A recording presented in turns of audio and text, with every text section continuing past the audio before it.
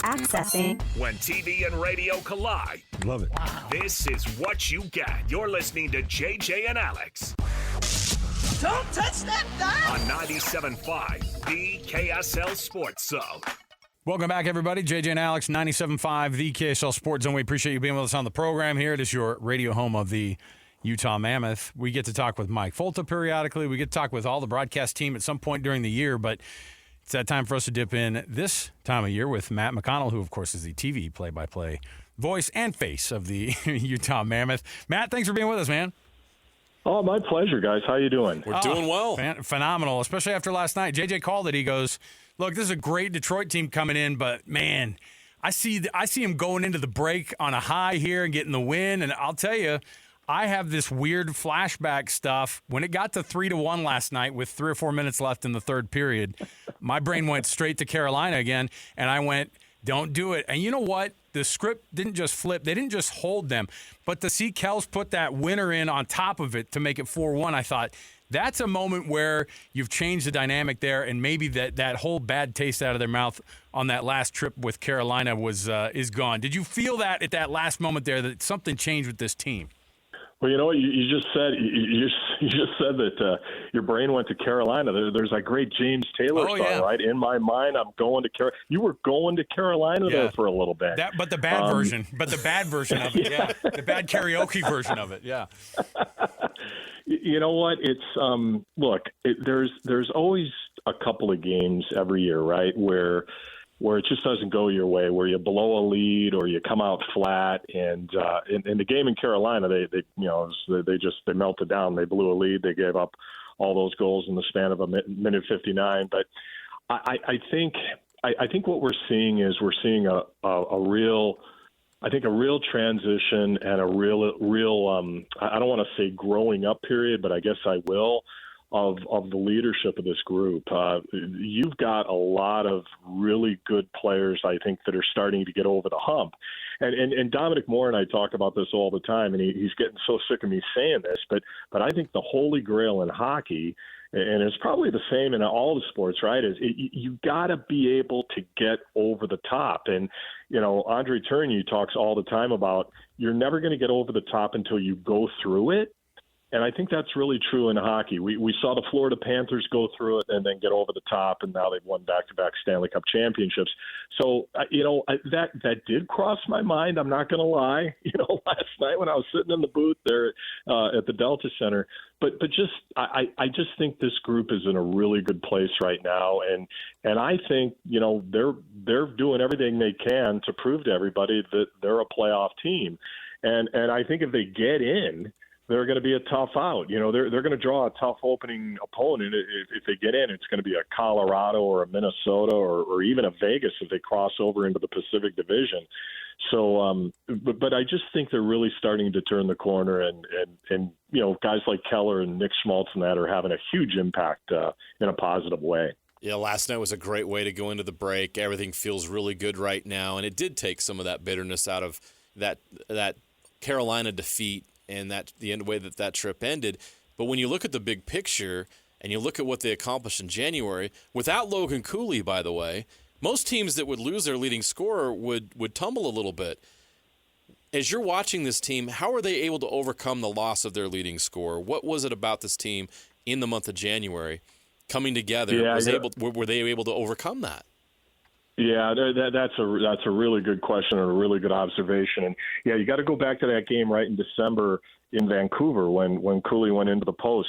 I think the big change off of that injury was they moved Nick Schmaltz from the wing to center. Right now I've been with Nick for a long time, back to the Arizona days, and Nick has played the majority of his time on the wing, but he has center experience, and they really didn't have a choice, right? When Logan Cooley went down, and for that matter, Alexander Kerfoot's missed a lot of time, albeit maybe in a bottom six role, although you could play Alex pretty much up and down the lineup. But I think that was the turning point. The silver lining of the injury to Cooley was Nick Schmaltz being able to play the pivot 100% of the time, and he's been terrific with Clayton Keller on the wing and Lawson Krause on the other side.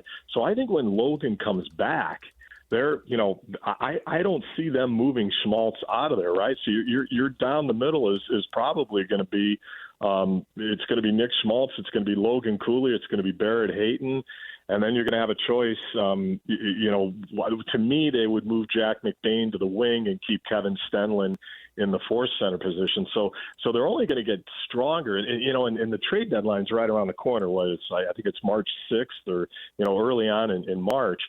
So, getting Cooley back and getting Kerfoot back, hopefully after the break, that's almost like a trade in and of itself where you don't have to give anything away, right? So I just think the big turning point when that injury happened was them moving Schmaltz to center, because he has played his best hockey of his career. And like I said, I was around him in his Arizona days, and he's always been a good player, but now I think he's elite. We've talked a lot about Schmaltz in the last few weeks, and he already eclipsed his season best that he's ever had in his career for goals. He's also doing it on the assist side of things. It helps to score those goals also when you have so many guys feeding that puck, and it just seems like that's a guy. I was actually going back and forth with one of my friends last night about the potential in the offseason, what goes on here, and he made the point like, look, locking up Schmaltz is going to be as big of a deal as going out and grabbing somebody who's some big name, because he means so much to this organization, and he already has that chemistry there, and that's a big difference maker. It's a massive difference maker, and he's got such a great relationship with Clayton Keller. They've been duo. They've been a duo ever since they came into the league, and Clayton played his 1 year at Boston University, turned pro. Nick Schmaltz was acquired by Arizona from Chicago, so they've been a dynamic duo from the very beginning. I don't know if you guys caught the some of the work he's done in the bumper on the power play, but he has the ability in front of the net to just kind of get lost, and he did that last night. It's just like a half a step to create a little bit of space. So once they get him the puck, he can one-time it, and we saw it again last night. He's just a tremendous player. The other thing, too, is he has really elevated his game defensively. We saw the strip when Philadelphia was all but sealing up that game, when they had the open net on the extra attacker, and Garnet Hathaway waited, and Schmaltz came out of nowhere to strip the puck, and they went down and Keller tied it. His commitment to the defensive side of the puck has been absolutely amazing. Not just recently, but the whole season, right? So he's doing it at the defensive end. He can skate like the wind, and he is as good as he's ever been on the offensive side of the puck. It's crazy. I'm looking at the standings, Matt, and the Mammoth are in a great spot. The number one wild card spot with 64 points, but you look at there's only 6 points that separate them and San Jose, and Seattle's in that mix as well. Like, this race is going to be a dogfight. What's it going to take to come out of this race? Because there's a lot of great teams right there, all packed together. What's going to be the separator? Well, I think number one, health, right? You got to stay healthy. You can't afford to have any injuries, and you could say that about any team. I'll tell you what, I've been doing this for over 30 years, wow. and I cannot remember how tight this has been, right? Like, there has never been races this tight. If you look at the Eastern Conference, guys, there's a little bit of separation, right? You're starting to see a little bit of it. But in the West, they went into Nashville 2 weeks ago, and they beat the Predators, and I think that gave them a 6-point cushion. And now the Predators are playing very well and banking points, and they beat Seattle at the Delta Center, and now Seattle is right in the mix. And Anaheim went on this terrible losing streak. I think they won one game in 11, and now all of a sudden Anaheim seems like they're winning every night. So yeah, it's all I can say is when the team gets back at the end of the month and they host Colorado and they open up that 3-game homestand, it's going to be a sprint to the end. Like somebody was telling me it was like 24, 25 games in about 50 days, or just something crazy. So it'll be a lot of fun. In 2012 in Arizona, they had, it seemed like they were winning every night and they couldn't get separation, but then they went on to go to the Western Conference Final. I think this team has the talent to get in, and I think it also has the talent, if healthy, to be dangerous, right? Like you look at regulation wins. If they meet up with Vegas, they've got more regulation wins than Vegas right now, and Vegas is leading the Pacific Division, right? They always seem to play pretty well against Colorado, and they played well for that matter against Minnesota. So I think if they can get in, they're going to be dangerous, and I think that building in downtown Salt Lake City is going to be a huge advantage for this group because it is loud as any building in the league every night, and it's just so much fun to be a part of it right now. Matt McConnell, TV, of course, for the Utah Mammoth, and you and Dom do such a good job. I love watching you guys on these broadcasts and being able to kind of show my boys have gotten so into hockey, just like so many young people have, right? As soon as the Dallas Stars moved to Dallas when I was a teenager, and I remember thinking, yeah, right, man, football's king, but that entire Metroplex fell in love with the Stars immediately, and I think you're seeing a lot of that with this Mammoth team. And we were doing the comparison a few weeks ago, and really it was the turning point when it was 41 games. When they were 41 games in, they had 43 points, and they had the same thing last year through 43 games, or through 41 games. And we were like, okay, when is this going to change? And January changed everything because they're so much further ahead here. Are they that much further ahead as a team going into this last third of the season here after the Olympic break? Well, you know what? I think they are, and I'll tell you why. A couple of things.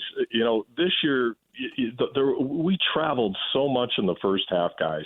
There was a statistic a while back where I think in the first 2.5 months of the season, we were on the road, I want to say, for 44 nights.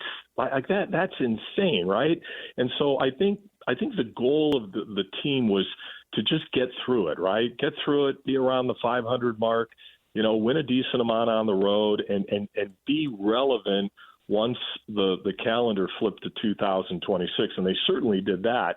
And then I think when you look at that homestand, the 7-game homestand, and they go 6-0-1, I think that's when they really started to believe, right?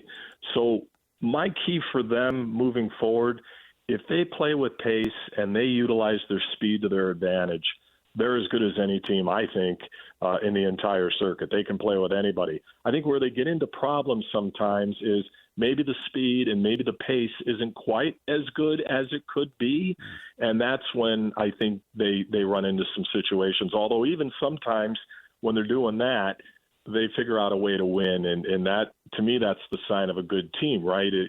Teams maybe on certain nights, and everybody goes through it. There's going to be a night here, a night there where you don't have your A game, but you still figure out a way to get points, and that's why it's different. I think I think that's one of the reasons why it's different than, say, last year when everybody was kind of getting used to each other, kind of getting used to the new surroundings, the new city, the families, relocating, things like that. I think it's been go time for quite a while here this season. The trade deadline's going to come up at March 6th. Seems like forever now, but after the break, it's going to come quickly. There could be a lot of movement, and I'm sure that Bill Armstrong's going to be armed and dangerous when it comes to the trade deadline. The Mammoth are going to have a chance to be buyers at that deadline. If they are, and if they do, what do you think they're going to be looking for? As you and Dom are watching these games, I'm sure you're breaking it down even when you're traveling. What are the elements that this team maybe is missing, or something you could add to this group to take things to another level? Well, I think first and foremost, guys, it's kind of like what I said not too long ago. Is they're going to get Logan Cooley back, they're going to get Alexander Kerfoot back, and so those are kind of like acquisitions as they are. But Bill Armstrong is a guy. First of all, I think he'll listen on anything, right? Yeah. He's said repeatedly that his job is to do anything he can to improve the team. And just being around Bill for several years now, I know he prefers to do things via the trade. He'll free agency on July 1st. He'll make improvements to the roster, but I don't think he likes to pay the inflationary prices. So he typically does his damage via the trade and via trades. So what am I thinking? I think they're pretty happy with the roster right now, but I think maybe a depth piece here and there, maybe another defenseman, maybe a power play guy, maybe a right shot, something like that. We'll have to wait and see what they do, but I think overall they're pretty happy and they're in a good position. They're not like some of the teams in the league that really feel the pressure to make a deal to try to get things turned around. I think if it was status quo and they went in past the trade deadline with what they've got right now, they'd be pretty happy. So I think it's going to be fascinating. I think it's, in Arizona, it was always $1 in, $1 out, right, due to the financial constraints. But certainly that's not the case anymore. And if they can improve this roster by the deadline, then I'm sure they're going to do it. Matt McConnell, TV, of course, covering the Utah Mammoth. You guys do such a good job. Dom, you see he and Dom, of course, on TV every night and covering this team exceptionally. And you've been all around this league, Matt, and we appreciate you bringing it here to Salt Lake and educating us. We're still getting our feet wet here, or frozen, so to speak, with all this. So we're still trying to figure it out. So we appreciate you hanging out with us and educating us, man. Well, you know what? You guys are terrific too. I listen to you a lot, and let's do this again. It's been too long. Let's anytime you want to talk, just give me a call. That's no problem at all. I like that idea, man. Thank you so much. All right, appreciate it. We'll take the break here. We'll get you ready for some Utah Jazz basketball down in Atlanta. They're taking on the Hawks here in just a few minutes. JJ, quick thoughts on how this one's going to go down for the Jazz are going to lose, man. They're shorthanded. Kevin Love's out now. They don't want to win games right now. They're trying to keep that pick. So Jazz are going to lose tonight. Did you just hear him, Napoles, when he's like, Jazz are going to lose, man? Woo! I was like, man, yes. Injury update for everybody if you're wanting to know. Key's going to still be out. So that's going to be one that I think is going to be missed. But Kevin Love is officially out. We were seeing if he was going to be available as well. But lots of folks here. As you look at this thing, I don't think it's going to be the 7 guys that we're dressing, but it's going to be kind of close. Yeah. I think you're going to see They're going to be very shorthanded, and they have no incentive to win. So. You're going to see a handful of guys on this bench who are ready to play. You're going to see a handful of guys in the Anthony Davis standard dress. So street clothes tonight for a lot of guys. I felt so bad. Somebody did an AI statue of him in street clothes on the bench in Dallas. That's funny. You'll be missed. And I was like, oh, my gosh. I don't know. After everything is all said and done, though, and the dust is settled on these trade deadlines, we'll see how this one goes down. All right. Coming up, you got yourself much more. You've got hockey, of course, around the corner. You've got everything coming right at you here. It's all brought to you by the good folks at U of U Health. University of Utah Health. Hope is in our DNA. Learn more at uvuhealth.org. That's uofuhealth.org. We'll be back again tomorrow, 97.5 KSL Sports Zone.